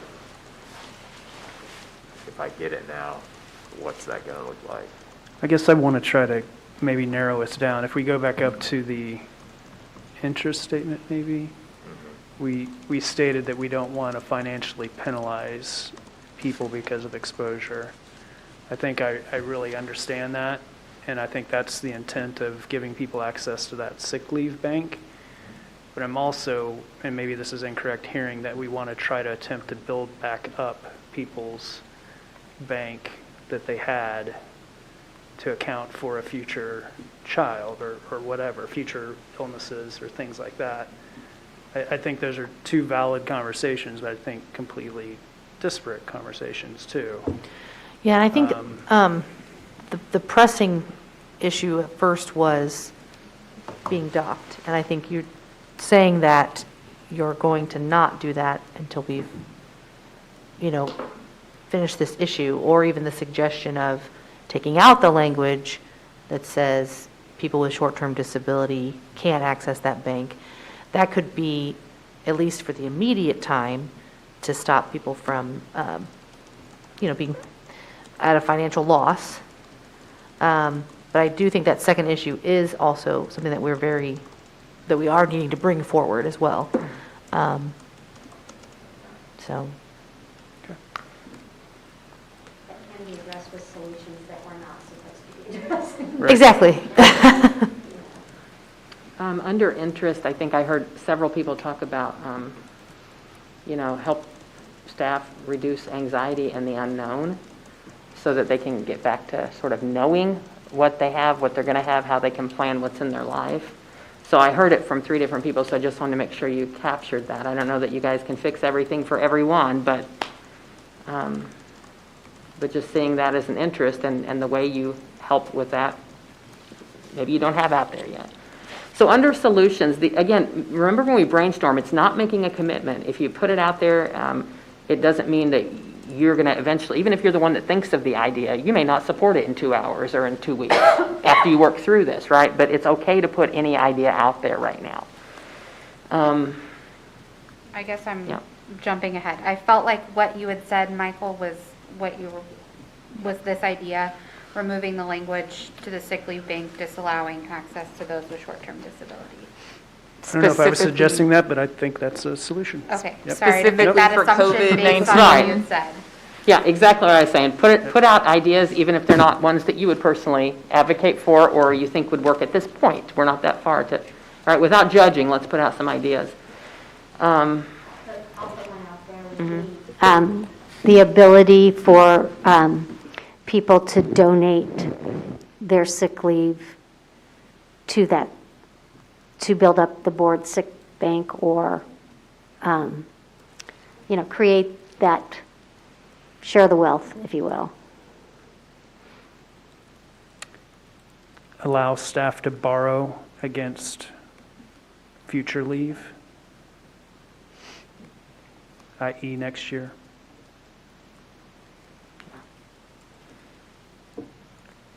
Keep them coming, guys. You know, the more you think of ideas, the more they'll trigger other ideas. Is staff pretty educated and aware of the ability to apply for leave time out of this bank? Do you all feel? We've tried to really communicate that quite a bit this spring, and then try to direct, once we get questions, direct them to different people on staff that can specifically in HR help them. The third one down, create ability for those to donate their leave. Does it have to specifically be to the board's sick leave bank? You know what I mean? I wonder, my idea is donate leave to those in need. Could be a Yes. building bank leave fund maybe, or, Yeah. I don't know. And I know there are some rules around that in terms of impact that you guys would have to research, but. So ability to donate leave, and that could mean a lot of different things, right? What else? You got borrow from future leave. How about if you have extra days left at the end of a year, maybe double those days. So if you have 2 days left this year, you start with 4 extra in your bank. So some way to incentivize not using? Yeah, there's districts that do that. Do you carry over leave here? Sick leave carries over, yeah. Mm-hmm. We give we give an opportunity for them to buy back days each year. They do, yeah. Once they hit. Once they hit 50, yeah. certain, over 50, I believe, they have an opportunity to buy them back. I don't think that's necessarily the case here. Buy back or sell back? Sell back. We You can buy them back too. I was just clarifying. If you wanted to buy them, And it'd help us that- out. I mean, Okay, so this is something kind of creative too, that, let's say somebody was retiring, they did their notice by April 1st, they worked the whole year, they have 30 days that they'd get paid $50 back, and they'd say, I'd rather that convert whatever dollar that amount is to sub-days in that bank. Sub-days? Well, like, so Bob is retiring. He's already put in that he's going to retire. At the end of the year, he has 30 days banked. He would get paid $50 per day for that. And he can say, I would like to instead use that money to go towards additional sick days in the sick bank. there's only Just one to thing tricky clarify, about yeah. that when you get to talking about people that retired. And the days, when you retire, you can get 50 days for the days that you turn in, correct? And that's $50 per day. yeah. $50 per day, but that is after 2008. Yes. So the interesting part is if somebody had been in the district for 40 years, they would have numerous days saved up. That would be a little bit of a caveat. Well, yeah, we would talk, it would be the days that they're eligible Eligible for that. for payback, So okay. I guess what I'm trying to say is, the district was going to expend that money anyways. Well, and just to clarify, And so it would be not, it would be like, so if it was, let's make it an easy number, $1,350, which would pay for 10 sub-days, then what those, he'd say, that person, Bob would say, I don't want that oh, money. I see what you're saying. Divert those funds to funding. So it wouldn't be a one-to-one, 30 sick days to 30 leave days. It would be whatever the cash value. or What the cash financial value was, because capacity. that makes it no cost to the district. Bob So would be that's- pretty generous because that 1,300 goes to decide his capers amount too, so that would be very kind of him. Yeah. Or some people might say, I'll donate 10 of that. I think you it's know? great. I mean, Yeah. if people It's would an think that idea. that's- I don't know if That's an it's. idea. yeah. You're correct. And I was trying to think of a cost. So would that neutral. just be flagged if you wanted to explore it eventually as, pending retirement donations?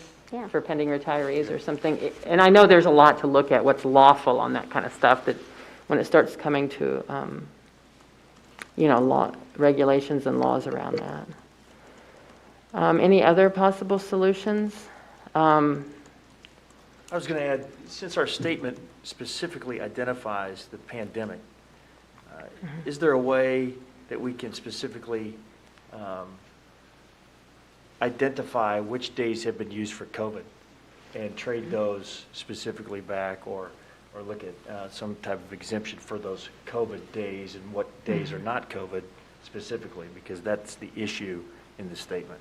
Yeah, I do wonder a little bit about whether we have an interest of equity, if that's the right thing. people do need to take leave for vacation purposes, and I firmly believe in that. But there's a difference of someone who took 2 weeks vacation and they, let's say first year teacher takes 2 weeks of vacation, they have no leave left for when they're sick because that was just poor planning, versus a situation like Linda has described. So maybe taking into consideration, is it at least somewhat account for fairness, or at least not be unfair to those people who maybe did a better job planning. But I also think that, I firmly believe mental health days are sick. Like, I'm going to use my sick day for a mental health day because that's my personal wellness. But somebody else might put that in as personal, and they really need that to be healthy. And yes, that's not directly they were exposed to COVID, but COVID is having an overall health impact on our staff, even if they're not being exposed. And so I guess that's part of it too. Like maybe they really needed that time to be the best teacher that they could be for their kids. So I want to capture your idea, even though we are kind of like starting to peel it back and think about, could it work, right? If you could, I think you said, I'm just going to say it, it's like somehow like, reinstate COVID-related sick days, right? Perhaps, was that what you were saying? And then people are sort of raising the buts and the ifs, right? But I think it's okay to put it on there as a placeholder to explore. And then you can talk further about the buts and the ifs. What about, oh gosh, I probably should just be quiet. I'm going to say, are there any other ways to reduce exposure and/or? You guys are looking at the direct things around sick time, right? Is it too much to think about any way to just, mitigation measures? I don't know. Well, and I think that is the elephant in the room. Right. What's going to happen in a week to our mask mandates? Right. And I can tell you, being in a high school, the one day when we didn't have a mask, the anxiety went so high through the roof for a lot of staff and even some students that, and so if we're back in that, we're going to get rid of masks. Are we going to see a spike again? And then you can't, I think, you asked, do people feel better because cases are going down? I think as those mitigation factors get peeled back little by little, you're going to have higher incidence of illnesses besides COVID. I think you're going to have more transmission of flus and other things that are going to keep people home.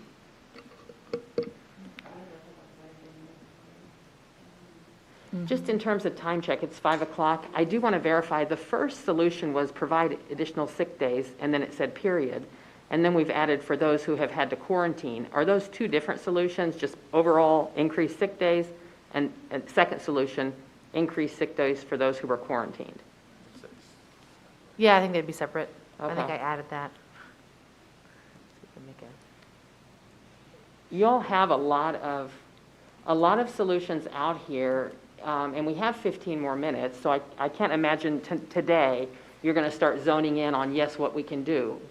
Maybe you are, but can we zone in on, is there information needed so that next time you're together you can, really drill down on some of these solutions? I feel like I don't know, some hard numbers on how many people were actually talking here. Some of these things would have a cost component.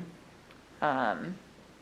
Yeah, and I apologize, guys. I tried to get my homework done. It was a heavier lift than I anticipated. We've never tried to run those numbers.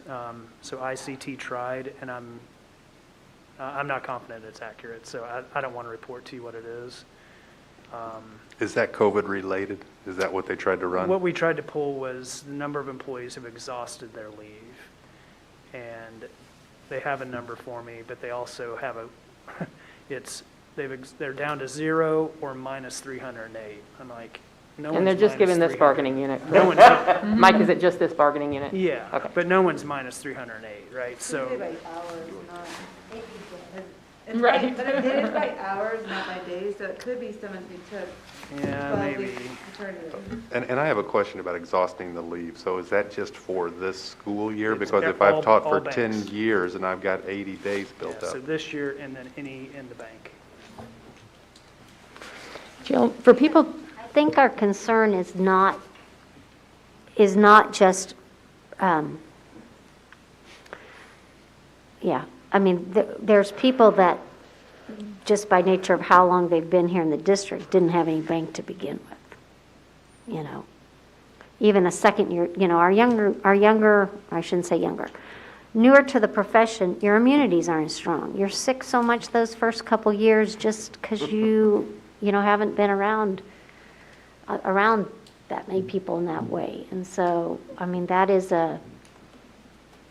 that's a big consideration there, you know, even if you might have, due to COVID, had, you know, things out of your control that you used your personal days for, you didn't have the same days as Linda Seek, who's been here, you know, for 4 decades and, you know, put days away, so. so everyone's equally exposed, but not everyone started from the same bank. Right. And yeah. Under the short-term disability, I'm just asking questions that might lead to more solutions. I don't have solutions, just asking questions. On the folks that do have short-term disability, is it an easy and non-punitive way to get paid for those after the 5th day? Do people actually use their short-term disability, or if they use it, does it prevent them from using it again until a year? Or Yeah. And the problem is, short-term disability might help someone now who they're just now, you know, they're on their second round of COVID, or they have long COVID, or they have family members that they care for. What we're having are people who already had COVID, and now they need, you know, they're sick with the flu, but they don't have any more days, or their child is sick, and they need to stay home. Cases of like, maybe they just need a day. And so you can't, it's not, there's no reason to access, you know, to access short-term disability for 2 days. It's not. And then if something were to happen to you, especially if you had long COVID, you might really need that short-term disability for something. And I think you can only access it once a year, so, once okay. in a calendar year. I see.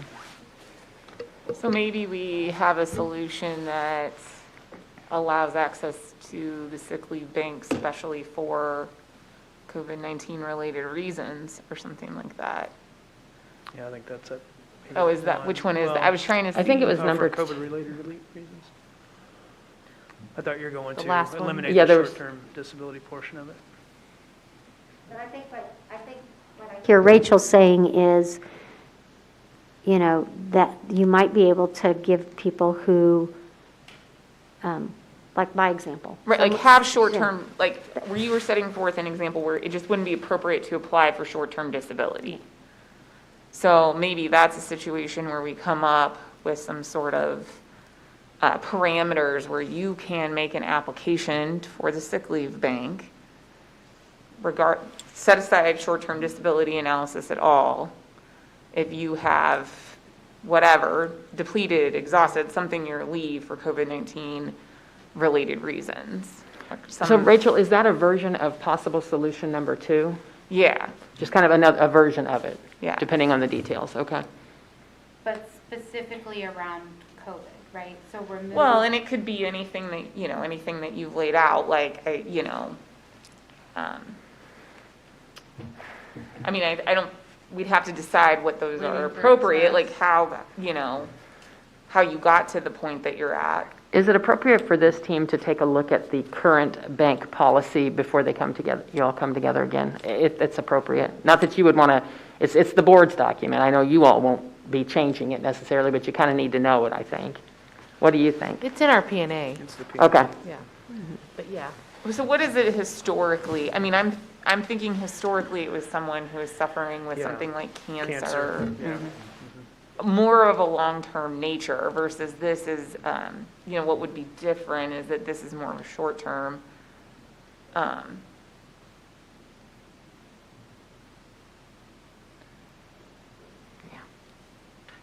And I don't know, I don't have a great idea for that, like how do you set parameters so that we don't have, because if cost, is it low enough parameters that cost isn't an issue, or is it a wide enough door that cost is an issue? So I'm just telling you what I'm I thinking. would tell, yeah, and My just stream of so everyone consciousness. understands, we've had 2 people approved by the board for sick leave bank, and we didn't really dig into the why on why you're exhausted at this point. It was just But that was why. something happened, and Yeah, that was why We're it gonna help originally you. came up for young teachers who got ill with very serious illnesses that ran out of those days.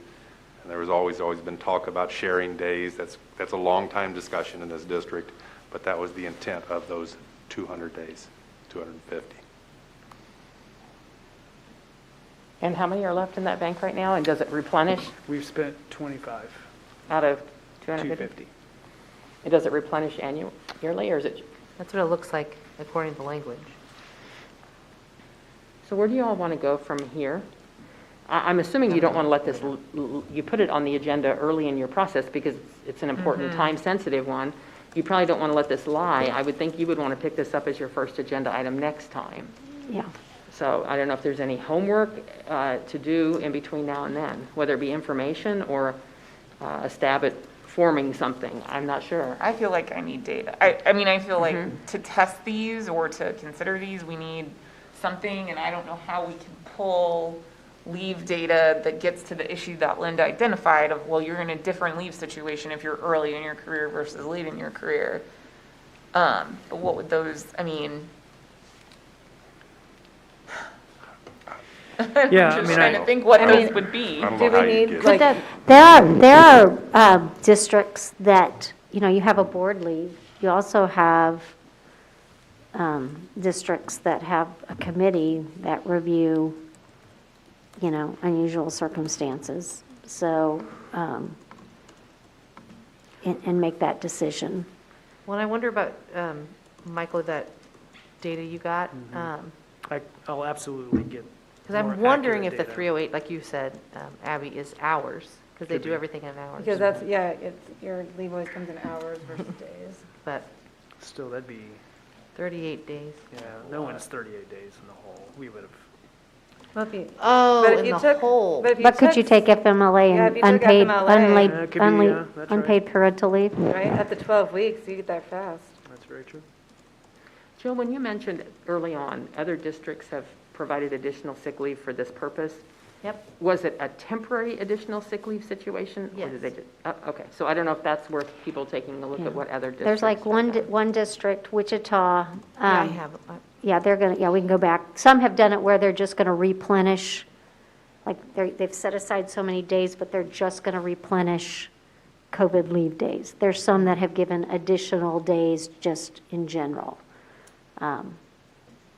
Would we want to, if we were going to, wouldn't we need to know like how much, if you gave like one day to every single certified staff member, what that would cost? If you wanted to like think about something like that? Depends on if they can get a sub.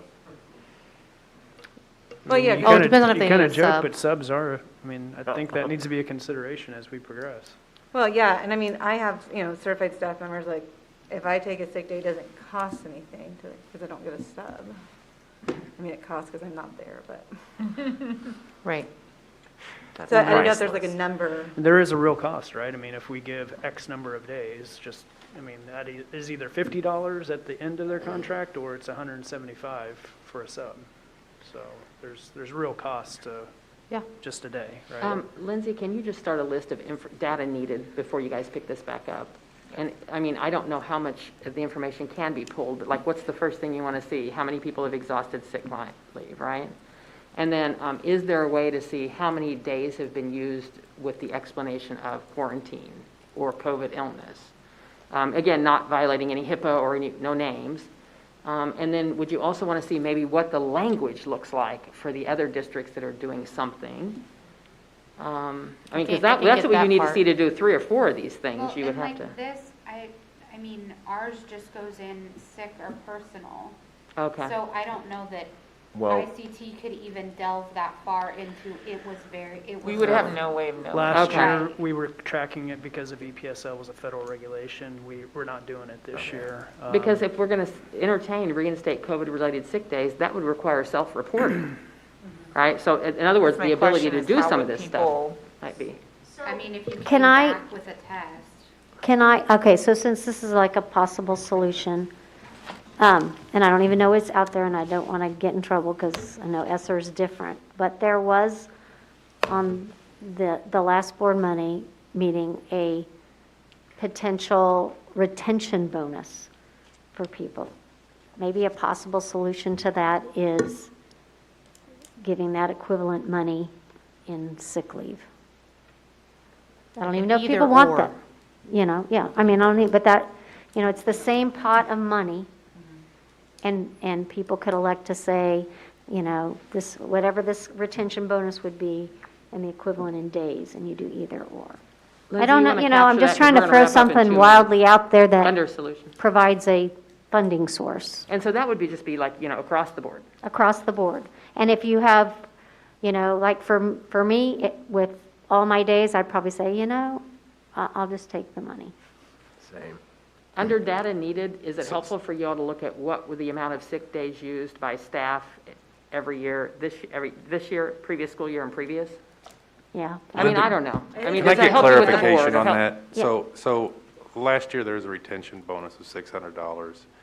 You're saying to give an option if there were a retention bonus this year?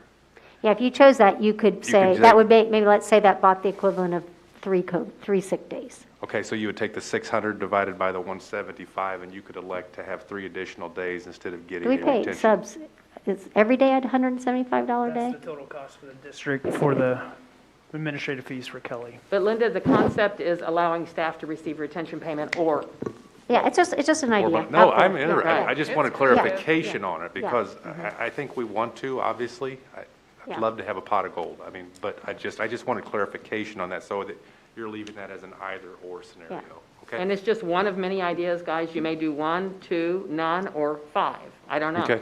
But is there any other data I- you feel like you could get your hands on that you're going to want to know to start making decisions on this list? Well, I think it correlates to the amount of staff that has short-term disability that wouldn't qualify.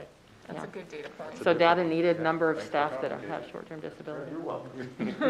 And then does it help you all with other folks that are going to have to support what decisions you all make? Does it help for you to have objective data about sick day trends going back pre-COVID or no? Or is it just a no-brainer that people are taking more sick time? I mean, I don't know. You have to go back like 17, 18, Yeah. 18, 19. I think it's a good question, frankly. I think we're having a hard time pulling it accurately, because people go in the hole every year outside of a pandemic, right, for any of a number of reasons. Okay. So to be able to say explicitly, this is why that person did that, I don't know. You don't know, okay. Yeah, that's going to be tough. Yeah, some people choose to and budget to, Oh, wow. depending on their life. That is a fact. Yeah, That is a that's fact. straight And I up. noted, and they said, I don't mind taking the deduct days, I'm going to Mexico, and then we're going to Italy, and that is a fact. Yeah. So that happens every year. Would it be beneficial, though, to look at trends for those accessing the board's sick leave bank? I can tell you, it's probably been 3 before this year in like the last 5 years. We haven't done it hardly at all. Okay. But I can try to. I mean, I think even just anecdotally like that, like Yeah, it's that- very rare. I mean, is until there this year. also an education issue with, here are the options, here are some options, are you using them? Right, here's what you need to do if you want to access the bank. Here's what you need to do if you want to use your long-term disability. Not that that's the only solution, but I was surprised just sort of more education didn't come up as one solution. Unless teachers know it, I don't know. I think like through the association, and I know Michael's department has been working really hard on that to provide that education piece. I think It's out there. Well, and I know we've sent out numerous Okay. communication points about getting in touch. Yep. Okay. I think it would be one thing to add, just for bringing new staff on board. Young people are shocked to find out that there's not paid parental leave. They're shocked by that. Not that youngest staff are shocked. Yeah, and so, I don't mean not that we should pay for it. What I'm saying is, I think we need to make it explicit, You can take time, upon the birth of a child, and the great benefit of our agreement is whether you're, the mother or the father, but you're only going to be paid if you have the leave, days. right.